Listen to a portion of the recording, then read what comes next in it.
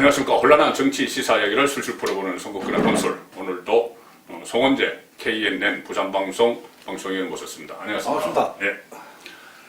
오늘 사실 뭐 웃을기가 참 그런 날이긴 한데. 그렇죠. 이게 지금 방금 막 그 공수처법 개정안이 지금 통과됐습니다.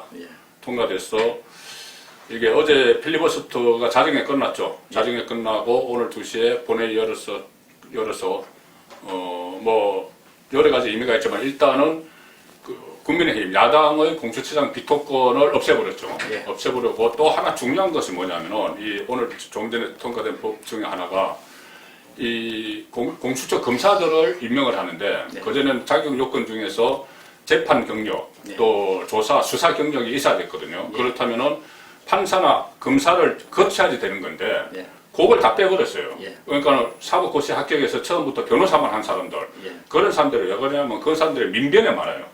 민변에 그런 사람들이 많기 때문에 결국은 민변 출신들 변호사들을 공수처 검사로 해서 그 민변이 공수처를 장악하게 하면은 그러면은 고위공직자들 그 비위를 수사할 때 검찰이나 경찰에서 수사 중인 것도 다 넘겨야 되거든요. 그거를 넘겨받아서 취사 선택을 하는 거죠. 그 뭐 야당 거는 막 적극적으로 수사하고 문재인 정권과 관련된 건 수사 안 하고 막 그럴 수도 있는 것 같은데. 변호사 그것도 10년에서 7년으로 그렇죠. 예, 변호사 경력도 완화시켰죠. 그거 다 민변용이에요, 민변용. 그렇게 바뀐 법안 제대로 심사도 토론도 전혀 하지 않았기 때문에 뭐 전혀 걸러지질 않았고요. 그렇죠. 근데 하나 살아남아 있는 것은 이제 처장 인사 그 거쳐서 저 청문회를 거쳐서 이제 임명이 되고 나면 이제 그 검사들 지금 한 30명으로인가 전체 규모는 잡혀 있는데 30몇 명이. 그 검사들을 임명하는 인사위원회를 또 만들어야 됩니다. 아, 그렇죠. 그 인사위원회에 야당 추천, 야당이 2명이 들어갑니다. 그 부분을은 요번에 고치지 못했어요. 그 허점이 있더라고요. 그 부분을 이제 야당이 물고 늘어질 수 있지 않겠느냐. 뭐 이거 사실은 뭐 신라 같은 아직 그런 부분입니다. 참. 그것도 아마 저기 뭐 2명을 전체 인사위원회 7명 중에서 2명이 야당이 추천해야 되는데 야당이 안 하면은 5명이니까는 그 구성 안 되니까 무효 아니냐 이렇게 하는데 그것도 아마 가반수 넘었다고 그냥 밀어붙일 거예요. 지금 집권 여당 입장에서는. 지금은 눈에 보이는 게 없고. 정말 저 아나 모인입니다. 어제 국회 분위기를 보면 그 야당이 전부 로텐도홀에 나와서 그 시위를 하고 있었지 않습니까? 농성을. 거기를 지나가면서 여당 의원들이 웃고 들고 또 뭐 여러 가지 정용석 전 의원 그 얘기도 있었지 않습니까? 정용석이가 우리를 살려준다 이런 식으로 놀리는 분위기. 독재를 즐기는 분위기. 강용석이 뭐 저기 긴급 체포됐다고 그래서 시선이 전부 다 그쪽으로 가버리니까 그 우리의 엑스맨이다 뭐 이런 농담을 하고 했죠. 그게 같은 같은 의원으로서 여야지만 그건 할 태도가 아니고 두 번째 입법 독재를 하면서 그런 행동을 보이는 것 지금 뭐 즐기는 것 같아요. 이런 분위기를 지금 야당이 아무 필요가 없어져 버렸거든요. 야당은 그러니까 어제 어떤 신문에서 장식품이라는 이야기가 나왔어요. 야당 그냥 장식품이고 그리고 뭐 야당이 없으면은 그냥 그거는 공산 국가죠. 공산 일당 국가인데 지금은 거의 뭐 야당의 존재가 거의 없는 상황인데 저는 이 야당의 태도에도 상당히 문제가 있다고 보는 것이 물론 이 국회 실질납법 이것 때문에 강력하게 제재를 못하죠. 표결을 하는 거. 그 강력하게 제재를 하면 잘못하면 본인들 배치가 날아가요. 이 상황인데 그런데 지금 공수처가 이렇게 설치가 되면은 어차피 이 문재인 정권 정권 교체하기 어려워집니다. 모든 그 문재인 정권의 권력형 비리 같은 거 다 감춰질 거고 이게 정권 옹이 기간으로 되면은 이 정권 교체가 어려워지는데 상당히 심각한 문제거든요. 이 상황 같으면 가령 예를 들어서 국회 선진화법은 지금 거의 무력화됐습니다. 다수당 180석 이상을 5분의 3 이상을 거의 막 확보했기 때문에 안건 조정위원회 이런 것도 전부 다 지금 무력화됐지 않습니까? 어차피 국회 선진화법이 무력화됐으면 본인들도 이 야당이 할 수 있는 게 어쨌든 이 실력으로 저지하는 것 뭐 그런 모습은 좀 보여야 될 필요가 있지 않나 싶기도 해요.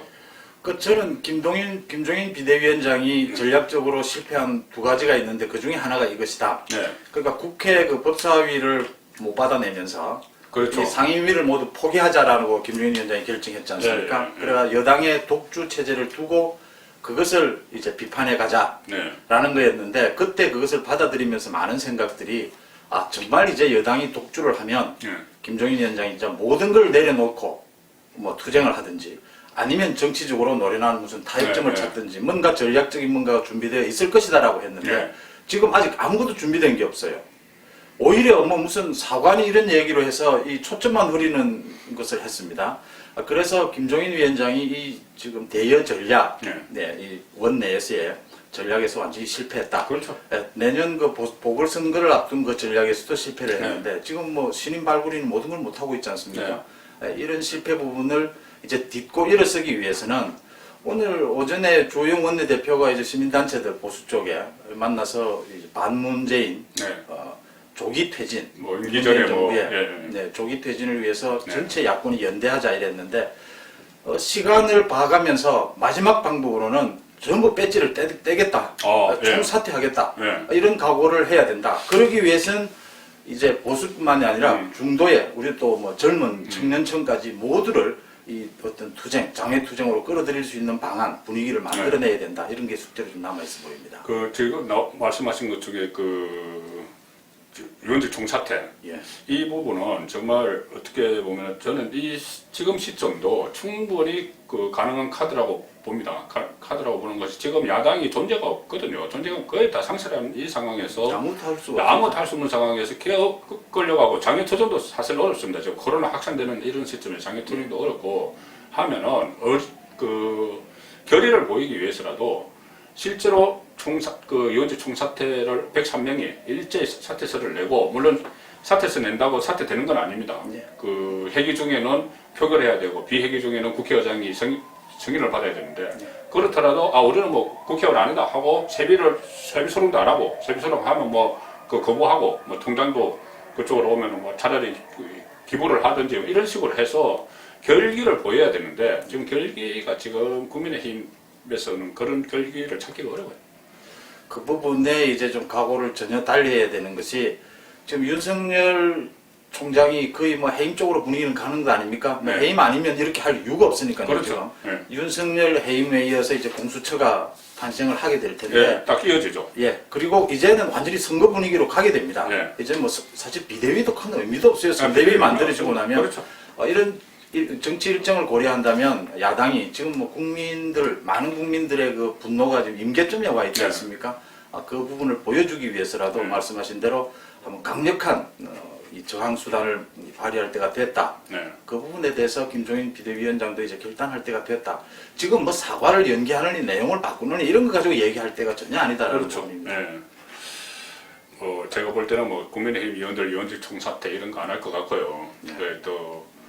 그리고 진짜 좋은 방법은 여러 가지 다양한 방법들이 있는데 그 당을 아예 해체를 해서 이 상황에서 뭐 해체 모여를 한번 하든지 어쨌든 뭔가 이 변화를 일으켜야 되는데 그 변화에 대해서 전부 다 부담스러워하기 때문에 안 하려고 하기 때문에 지금 이 상황이 이어지고 이것은 뭐 현실성이 거의 그 없는 것 같아서 여기까지 하겠습니다. 이야기는. 그런 결기라도 보여야 된다. 그래서 이것은 좀 더 저희들도 연구를 해서 이것을 다시 줄자로 따르기도 하고 지금 말씀하신 대로 윤석열은 지금 해임 쪽으로 가는 것 같습니다. 답정 너 징계위. 답은 정해져 있다. 너는 대답만 해. 그 징계위가 지금 열리고 있는데 조금 전에 들어온 소식이 오후 2시에 속결을 했는데 다시 정해를 했어요. 왜냐하면은 이 윤석열 쪽에서 4명에 대해서 징계위원회에 대해서 기피 신청을 했습니다. 1명만 놔두고 5명 지금 하고 있죠. 신성식 대검 반부패 강력부장이죠. 어차피 대검에 참모니까 물론 추미애 사단에 가깝다고 해도 거기만 제외하고 이용구 차관, 신재철 법무부 검찰국장, 정한종 위원장으로 됐죠. 정한종 예대 교수, 또 안진 전남대 교수 이 4사람에 대해서 기피 신청을 했기 때문에 기피 신청을 심사하는 동안 다시 정해를 했어요. 근데 어차피 이게 오늘 중으로 결론나기 어려울 것 같은데 어떻게 봅니까? 이 인적이 오늘 그 징계위원회 명단이 오늘 딱 깠잖아요. 딱 까는 거 보고 이거는 뭐 각본이구나. 징계위원회 이러니까 발표를 못 하는 거죠.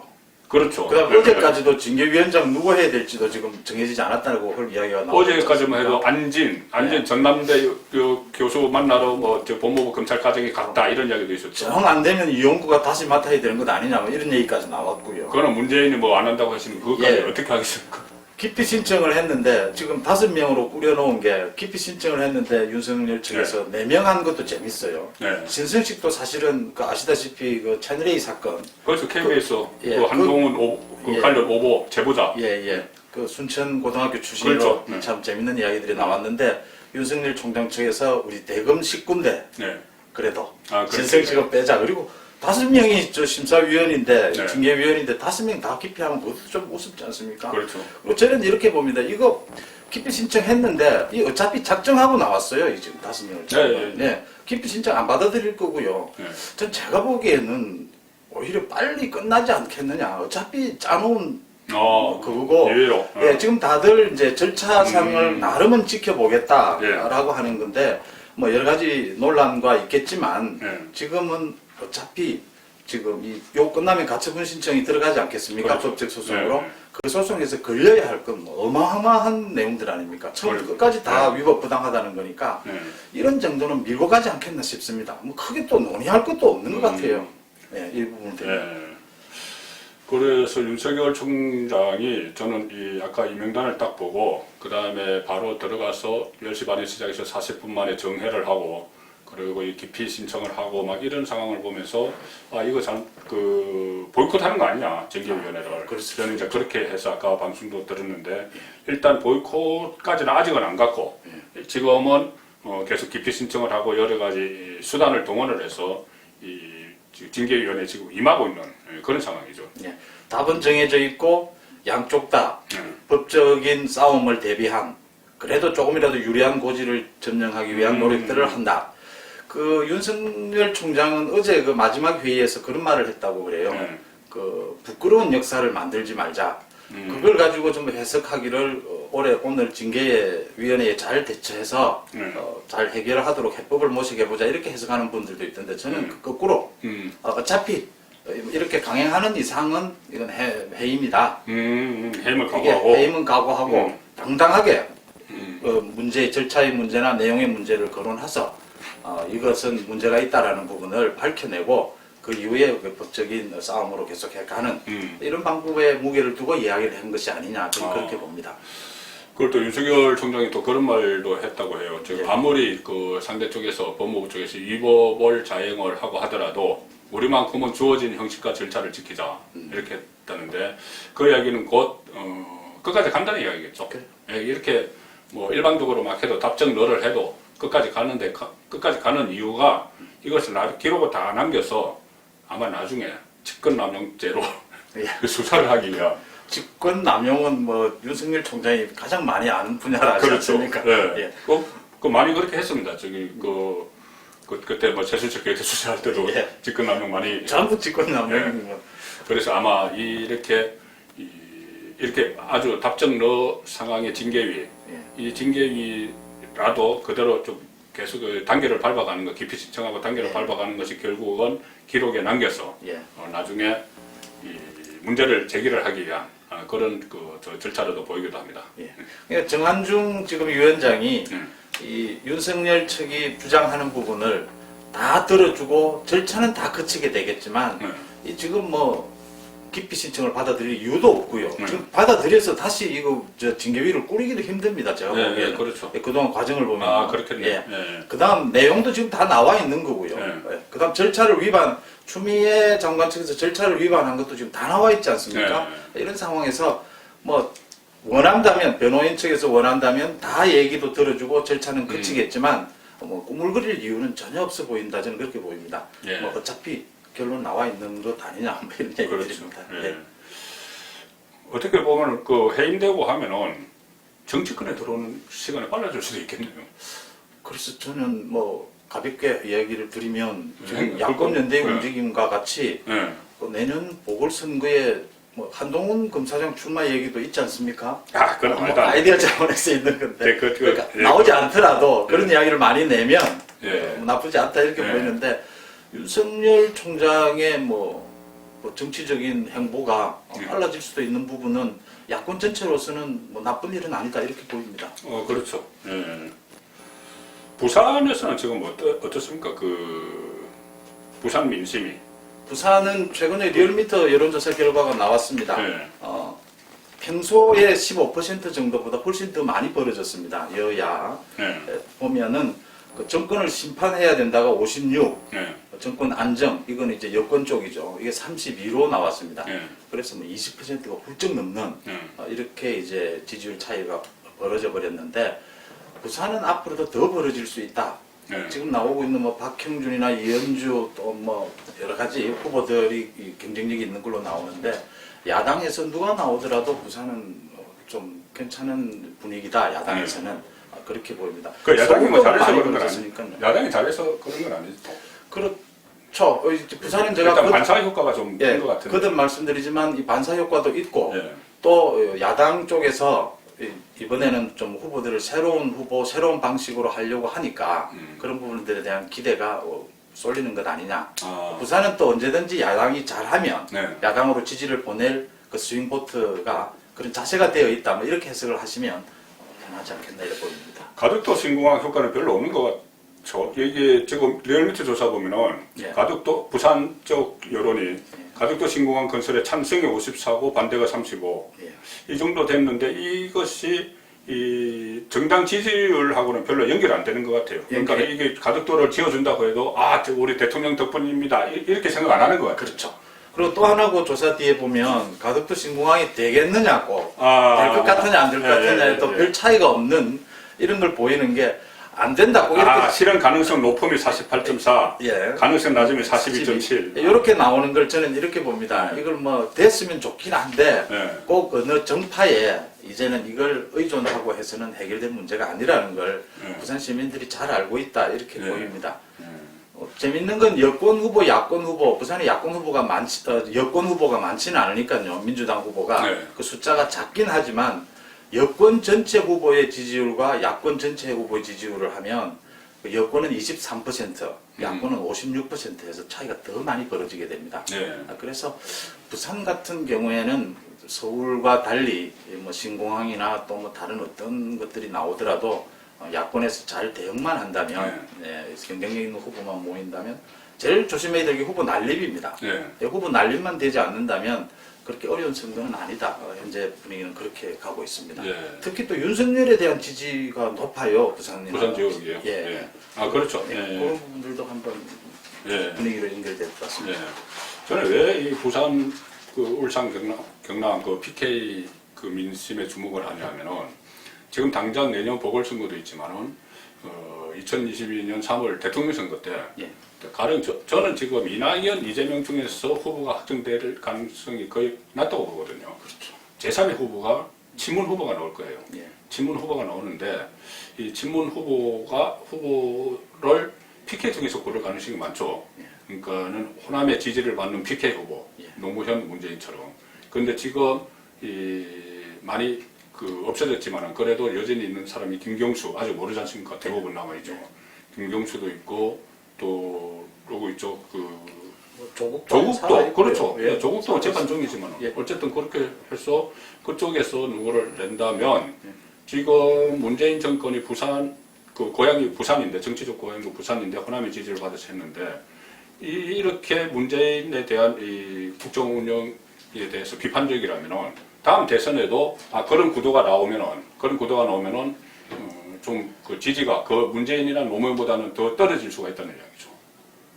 그 참 예단하기는 힘든 부분이고 일단 가장 가능성이 높은 후보는 김경수입니다.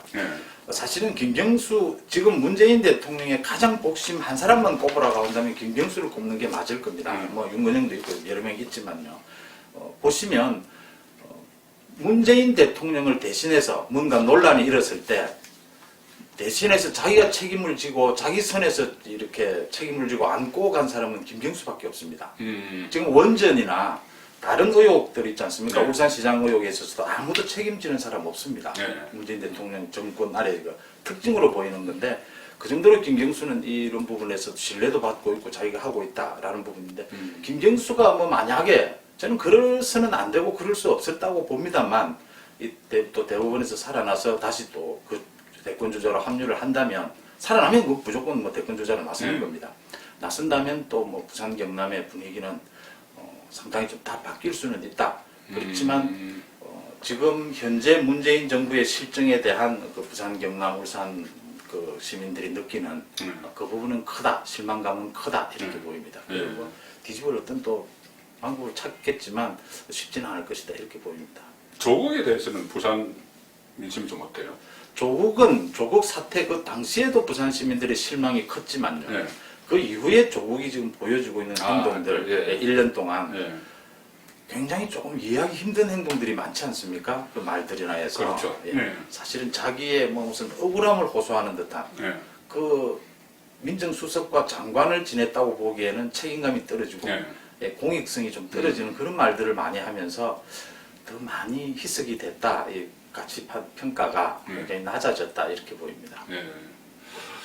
어쨌든 지금 부산 민심도 상당히 좋지 않고 지금 각종 여론조사 나오는 거 보면 문재인 대통령 지지율이 지금 뭐 30%대로 떨어졌죠. 예. 아마 조만간 20%대로까지 또 갈지도 모르는 뭐 이런 상황인데 이 상황에서 가장 중요한 것이 그 야당이 여기서 어떻게 될 것이냐 뭐 그렇게 반사 이익을 충분히 가져와야 되는 그런 상황인데 지금 윤석열 검찰총장이 자기 대권에 나가는 문제를 놓고도 서로 지금 갑론을박이 막 일어나고 있고 그 김종인이 이렇게 그 이명박 박근혜 정부에 대해서 가오에 대해서 사과한다고 하니까는 그 말 한마디로 다시 양쪽으로 쫙 찬반으로 쫙 갈라지고 이런 상황인데 그래서 어쨌든 그러니까 말씀드린 대로 제가 보기에는 원내 전략도 김종인 위원장 생각대로 안 가지 못하고 있어요. 뭐 전혀 결기도 보여주지 못하고 여당의 독주를 하도록 두고 그 이제 응징하는 방법을 찾자라는 게 김종인의 전략이었는데 그렇게 지금 못하고 있어요. 또 하나는 내년 재보궐선거나 대선을 앞두고 그 선거 전략을 짜는 데 있어서도 김종인 위원장은 기존 당내 후보들을 상당히 많이 폄하하지 않았습니까? 폄하할 때 처음에는 다들 이해를 한 것이 새로운 후보를 움직일 공간을 만들어주기 위해서 했는데 지금 깨놓고 보니까 새로운 얼굴 영입하는 데는 모두 실패했지 않습니까?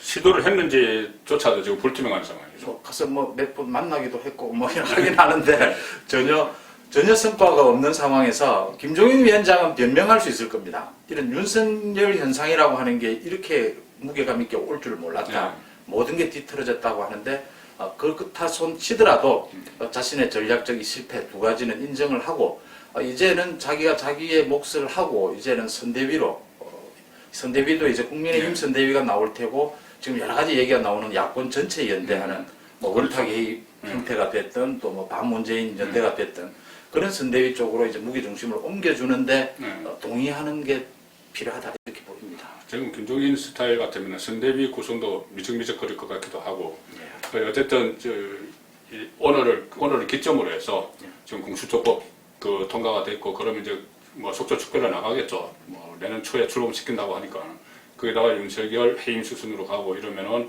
상당히 이 전국이 완전히 주도권이 일단은 그 여론은 뭐 윤석열이 개인적으로 지지율은 오를지 몰라도 모든 주도권은 지금 다시 청와대 쪽에서 가져가게 돼 있는데 여기서 야당 역할이 상당히 중요합니다. 근데 야당이 어떻게 하는지 또 어떻게 해야 될지 지금 어떤 구상을 하고 있는지 기자시니까 저도 같이 이렇게 한 일주일 동안 취재를 해서 다음 주에는 그 문제를 야당 문제를 정말 야당이 정말 이거 해산해야 되느냐 아니면은 해처모여를 하고 차라리 윤석열 빨리 들어와서 해처모여를 하고 윤석열 중심으로 갈 사람은 가고 또 윤석열과 도저히 못하겠다는 사람들 있지 않습니까?